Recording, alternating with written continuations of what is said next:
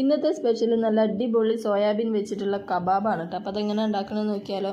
അപ്പോൾ അതിന് വേണ്ടി സോയാബീൻ നന്നായിട്ട് വേവിച്ചെടുത്തിക്കണ്. ഇനി മിക്സിൻ്റെ ജാറിലോ അല്ലെങ്കിൽ ഇതേപോലത്തെ ചോപ്പറിലോ ഇട്ടിട്ട് നന്നായിട്ട് ചോപ്പ് ചെയ്തെടുക്കുക കേട്ടോ. ഇനി അതൊരു ബൗളിലേക്ക് ഇട്ടിട്ട് അതിലേക്ക് ഒരു വലിയുള്ളി ചെറുതാക്കി ചോപ്പ് ചെയ്തതും കൂടെ ഇട്ട് കൊടുക്കുന്നുണ്ട്. അതേപോലെ തന്നെ ഒരു ഉരുളക്കിഴങ്ങും കൂടെ ഇട്ട് കൊടുക്കുന്നുണ്ട്.